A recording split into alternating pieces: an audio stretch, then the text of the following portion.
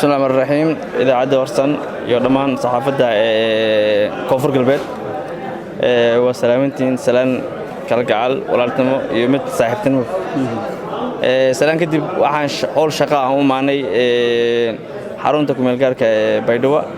dhammaan degmooyinka gobolka Shabeellaha Hoose Baay Bakool 18 degmo ay koonfurka kooban tahay shirkii muhiimadiisu waxay ahayd in isdhexgalka bulshada ama isdhexgalka maamulada degmooyinka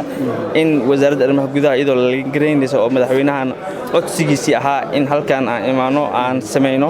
in sida degmooyinka isku xir lahaa xaqiiqda jirtana maamulka in la gaarsiiyo good government barnaamij lahay maamul wanaag aan halkan u joognay 4 maalmood halkan shirka noogu socday waxaan gaarnay guulo la taaban karo maadaama waa markii ugu horeysay koonfur galbeed ay isu keentay degmooyinka koonfur galbeed ka kooban tahay dhamaantood sharaf ay noo tahay xaqiiqdii ka gudoomiye ahaan aad ugu faraxsanahay waayo casharada halkan aan ku bartay waa casharo ikaabayaan ama wax badan ii fududeynayaan si ay aan u gaarsiiyo tuulooyinka degmooyinka aan ka matalo ka maamul ahaan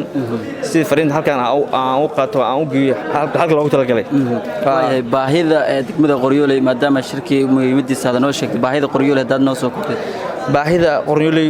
marka koowaad iyo marka labaad iyo marka tobanaad waxa waaye in ciidamada jooga loo qarmeeyo in ciidan qaran loo dhigo si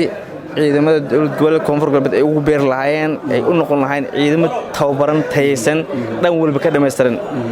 markaasna anakin aan waxaan gaar karnaa guulaha iyo himilooyinka aan leenahay markaas waa gaar karnaa taasaan ka dhilaa waayahay roobaba da'an bal ka waran waxa laga absi qabaa in webiga uu fatahaado badan uu saameeyo marka ka waran dhanka Qoryooley iyo idinka roobabkaasi